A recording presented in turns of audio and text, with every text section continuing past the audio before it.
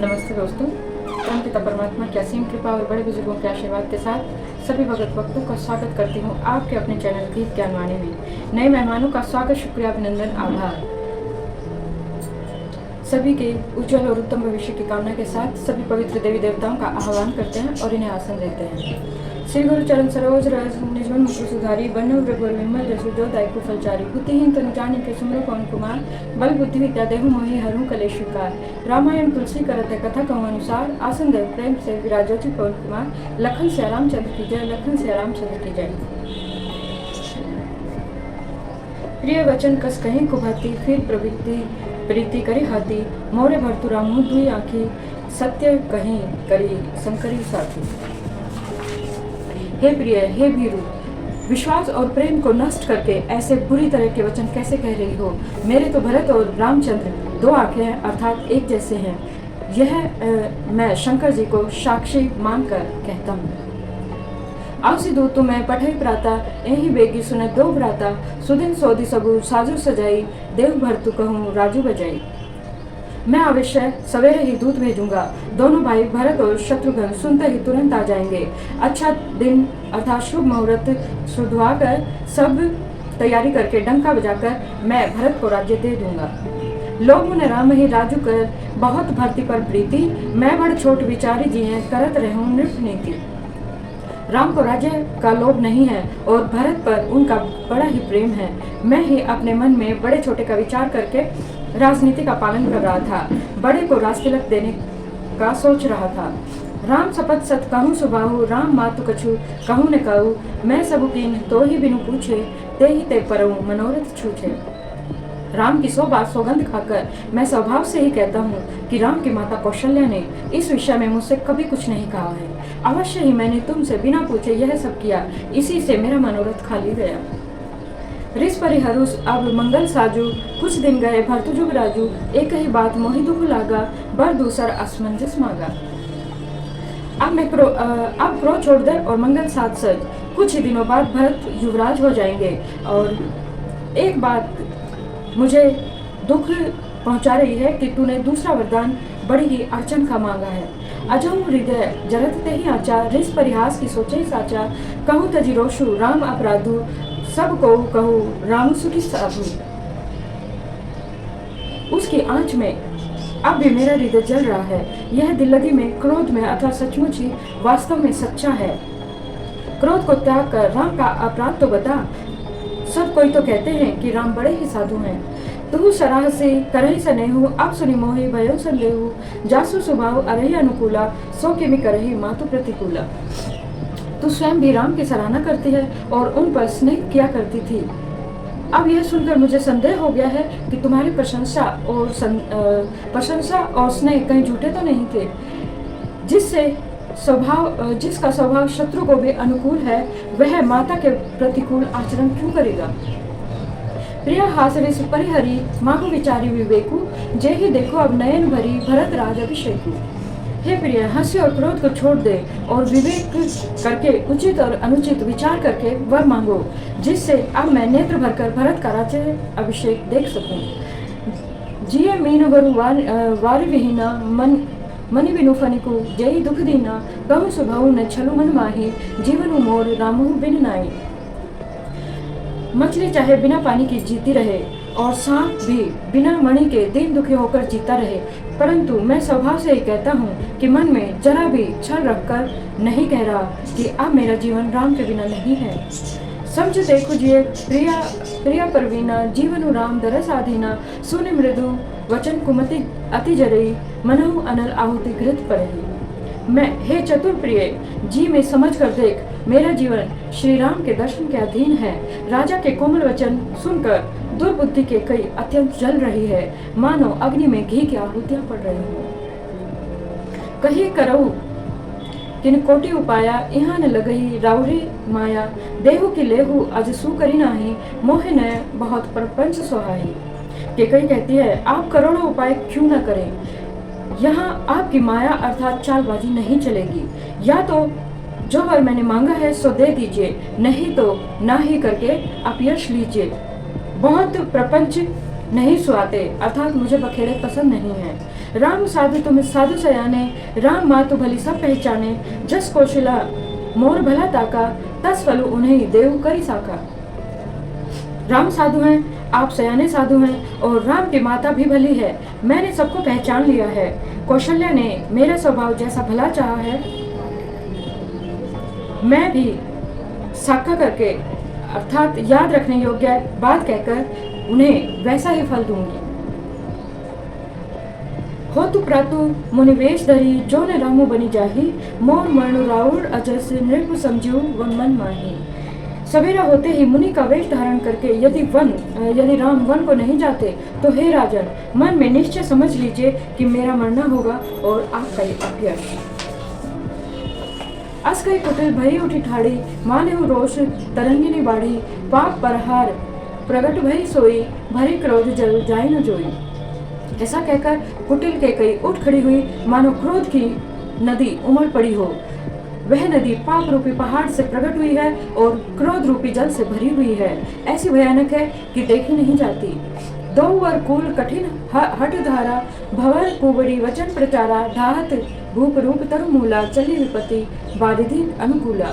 दोनों वरदान उस नदी के दो किनारे हैं। केकई का कठिन हट ही उसकी तीव्र धारा है और कुबड़ी मंथरा के वचनों की प्रेरणा ही भंवर है। वह क्रोध रूपी नदी राजा दशरथ रूपी वृक्ष को जड़ मूल से दहाती हुई विपत्ति रूपी समुद्र की ओर सीधी चल पड़ी है। लखी नरेश बात फुरी साची, तिय मिस मीचू शीस पर नाची, गही पद विनय कीन बैठारी, जनी दिन कर कुल होसी कुठारी।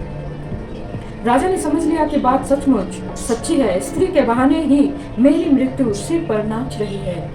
तदंतर राजा ने केकई के चरण पकड़कर उसे बिठाकर विनती की कि तू सूर्य कुल रूपी वृक्ष के लिए कुल्हाड़ी मत बन। मागु मात अभय देव तो ही, राम बिरया जनी मारसी मोही, राखु राम को ही जही तही भांति, ना ही न जरही जन्म भरी छाती। तू मेरा मस्तक मांग ले, मैं तुझे अभी दे दूं, पर राम के विरह में मुझे मत मार। जिस किसी प्रकार से हो तू राम को रख ले, नहीं तो जन्म भर तेरी छाती जलेगी।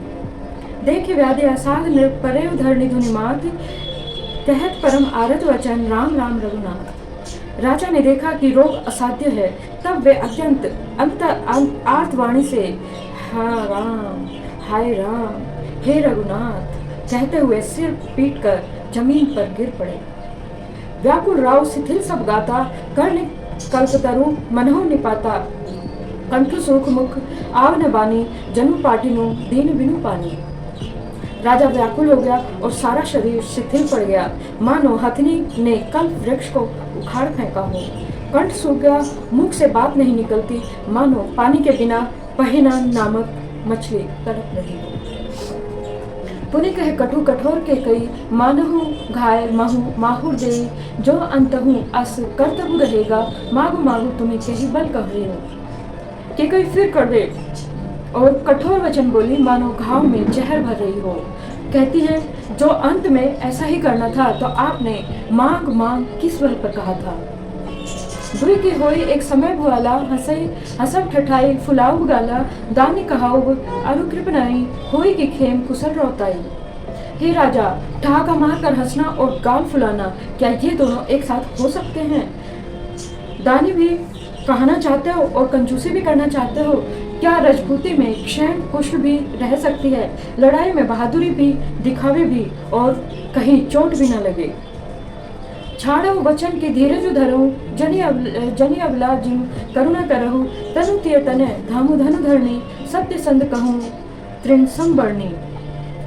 या तो वचन ही छोड़ दीजिए, प्रतिज्ञा को त्याग दीजिए और धैर्य धारण कीजिए। यूं असहाय स्त्री के भांति रोइए पीटिए नहीं।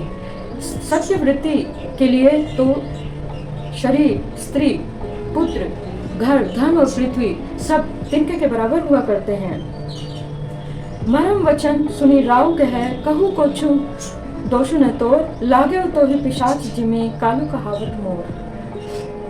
केकई के मर्म भेदी वचन सुनकर राजा ने कहा कि तू चाहे जो कहे, तेरा कुछ भी दोष नहीं है।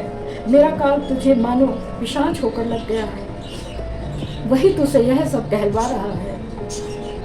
चहत ने भरत भूखते ही भोरे, विधि बस कुमति बसी जिय तोरे, सो सब मोर पाक परिणामो, भयम कुठाहर जय विधि बामो। भरत तो भूल कर भी राजपद नहीं चाहते, होनहार वश तेरे ही जी में कुमति आ गई है। यह सब मेरे पापों का ही परिणाम है, जिससे कुसमय में बेमौके विधाता विपरीत हो गया है। सुबस बसी है फिर अवध सुहाई, बस गुण सब गुण धाम राम प्रभुताई, करे भाई सकल सेवकाई, हूँ उर राम बड़ाई। तेरी उजाड़ी हुई यह सुंदर अयोध्या फिर भली भांति बसेगी और समस्त गुणों का धाम श्री राम जी की प्रभुता भी होगी। सब भाई उनकी सेवा करेंगे और तीनों लोकों में श्री रामचंद्र जी की बड़ाई भी होगी। तोर कलंक मोर पछताऊ, मुहेऊ न मिटही न जाई काऊ, अब तो ही नीक लाग करूं, सोई लोचन ओट बैठू मुंह कोई। केवल तेरा कलंक और मेरा पछतावा मरने पर भी नहीं मिटेगा, यह किसी तरह भी नहीं जाएगा। अब तुझे जो अच्छा लगे वही कर, मुंह छिपाकर मेरी आंखों की ओट में जा बैठ, अर्थात मेरे सामने से हट जा, मुझे मुंह मत दिखा। जब लगी जियो कहम कर जोरी, तब लगी जनी कछु कहसी खगोरी। फिर पछता हसी अंत अभागी, मारसी गाय नहारू लागी। मैं हाथ जोड़कर कहता हूँ कि जब तक मैं जीता रहूं तब तक फिर कुछ न कहना, अर्थात मुझसे कभी नहीं बोलना। अरे अभागिनी, फिर तो अंत में पछताएगी जो तू नहारू के लिए गाय को मार रही है। परेऊ राव कही कोटि विधि, काहे करे से निदानू, कपट सयानी न कहती कछु जागती मनऊ मसानू। राजा करोड़ों प्रकार से अर्थात बहुत तरह से समझाकर यह कहकर कि तू क्यों सर्वनाश कर रही है, पृथ्वी पर गिर पड़े, पर कपट करने में चतुर के कई कुछ नहीं बोलती और मानो मीन होकर मछली होकर मसान जगा रही हो, शमशान में बैठकर प्रेत मंत्र सिद्ध कर रही हो। राम राम रट बिकल बुहालू, जनु विनी पंख विहंग विहालू, हृदय मनाओ घोरो जनी होही, राम ही जाई कहे जनी कोई। राजा राम राम रट रहे हैं और ऐसे व्याकुल हैं जैसे कोई पक्षी पंख के बिना बेहाल हो गया। वे अपने हृदय में मनाते हैं कि सवेरा न हो और कोई जाकर श्री रामचंद्र जी को यह बात न बताए। उदव करऊ जनि रवि रघुकुल गुर, अवध विलोक सूल हुई उर, भूप प्रीति के कई कठिनाई, उभव अवधि विधि रचई बनाई। वे रघुकुल के गुरु बड़े मूल पुरुष सूर्य भगवान। हे सूर्य भगवान, आप अपना उदय न करें, अयोध्या को बेहाल देखकर आपके हृदय में बड़ी पीड़ा होगी। राजा की प्रीति और केकई की निष्ठुरता दोनों को ब्रह्मा ने सीमा तक रचकर बनाया है, अर्थात राजा प्रेम की सीमा है और केकई निष्ठुरता की। बिलपत नृपहि भयो बिनु सारा, बिना बेनु शंख धुनि द्वारा, पढ़ई भाट गुण गावहि गायक, सुनत नृपहि जनु लागहि सायक। विलाप करते करते ही राजा को सवेरा हो गया। रास्तवा पर वीणा बांसुरी और शंख की ध्वनि होने लगी। भाट लोग विदुरावली पढ़ रहे हैं और गवैये गुणों का गान कर रहे हैं। सुनने पर राजा को वो बाण जैसे लग रहे हैं। मंगल सकल सुहाही ने कैसे, सहगामिनी विभूषण जैसे, तेहि निसी नींद परिहरिकाहु, राम दरस लालसा उछाहु। राजा को ये सब मंगल साज कैसे नहीं सुहा रहे हैं, जैसे पति के साथ सती होने वाली स्त्री को आभूषण। श्री रामचंद्र जी के दर्शन की लालसा और उत्साह के कारण उस रात्रि में किसी को भी नींद नहीं आई। द्वार भीड़ सेवक सचिव कही उदित रवि देखी, जागे अजहु ने अवधपुरी, कारण कवनु विशेषी। राजद्वार पर मंत्रियों और सेवकों की भीड़ लगी है। वे सब सूर्य को उदय हुआ देखकर कहते हैं कि ऐसा कौन सा विशेष कारण है कि अवधपुरी दशरथ जी अभी तक नहीं जागे। अवधपति दशरथ जी अभी तक नहीं जागे। पछले पहर भूपू नित जागा, आजहु हमें बड़ अचरज लागा, जाहु सुमंत्र जगावहु जाई, की जय काजू रजाय सुपाही। राजा नित्य ही रात के पिछले पहर जाग जाया करते हैं, किंतु आज हमें बड़ा आश्चर्य हो रहा है। हे सुमंत्र, जाओ, जाकर राजा को जगाओ, उनकी आज्ञा पाकर हम सब काम करेंगे। गए सुमंत्र तब रायण माही, देखी भयावन जाति डराही, धाय खाई जनु जाई न हेरा, मानहु विपत्ति विषाद पसेरा। तब सुमंत्र रावले राजमहल में पहुंचे, पर महल को भयानक देखकर वे जाते हुए डर रहे हैं। ऐसा लगता है मानो दौड़ कर काट खाएगा। उसकी ओर देखा भी नहीं जाता, मानो विपत्ति और निषाद ने वहां डेरा डाल रखा हो। पूछे को उन्हें उतव देखी, गए जेहि भवन भूप के कई, कही जय जीव बैठ सिरु नाई, देखी भूप गई गति गए सुखाई। पूछने पर कोई जवाब नहीं देता। वे उस महल में गए जहां राजा और केकई थे। जय जीव कहकर सिर नवाकर अर्थात वंदना करके बैठे और राजा की दशा देखकर वे सूख से गए। सोच विकल विवरण मही परे हूँ, मानो कमल मूल परिहरे हूँ, सचिव सभीत सकल नहीं पूछी, बोली अशुभ भरी शुभ छूछी। देखा कि राजा सोच से व्याकुल है, चेहरे का रंग उड़ गया है, जमीन पर ऐसे पड़े हैं मानो कमल जड़ छोड़कर अर्थात जड़ से उखड़कर मुरझाया हुआ पड़ा है। मंत्री मारे डर के कुछ पूछ नहीं सकते। तब अशुभ से भरी हुई और शुभ में से विहीन केकई बोली, परे न राजा ही नींद निसी, हेतु जान जगदीशु, राम राम रति भोर किए, कहीं न मर्मु महेशु। राजा को रात भर नींद नहीं आई, इसका कारण जगदीश्वर ही जाने। इन्होंने राम राम रटकर सवेरा कर दिया, परंतु इसका भेद राजा कुछ भी नहीं बतलाते। और इसी के साथ आज की कथा को विश्राम देते हैं और सभी पवित्र देवी देवताओं को यथा स्थान जाने का आग्रह करते हैं। कथा विश्राम होत है, सुनो वीर हनुमान, जो जन जहाँ से आइए तहाँ करो ठार। एक घड़ी आधी में पुण्यास, तुलसी संगत साधु की हरो कोटि अपराध। राम लखन सिया जान की सदा करो कल्याण, श्रोता सब आसन गए शंभु गए कैलाश। अपने अपने धाम को विदा हो हरुषार, कहूँ दंडवत प्रभु सने विनय करो कर जोर। लखन सिया रामचंद्र की जय, लखन सिया रामचंद्र की जय। और इसी के साथ सभी भगवत भक्तों के उज्जवल एवं उत्तम भविष्य की कामना के साथ सभी के मनोरथ भगवान पूर्ण करें। इसी मनोकामना के साथ जय सिया राम, जय हनुमान, जय घनश्याम, जय माता रानी, जय गुरुदेव, जय महादेव।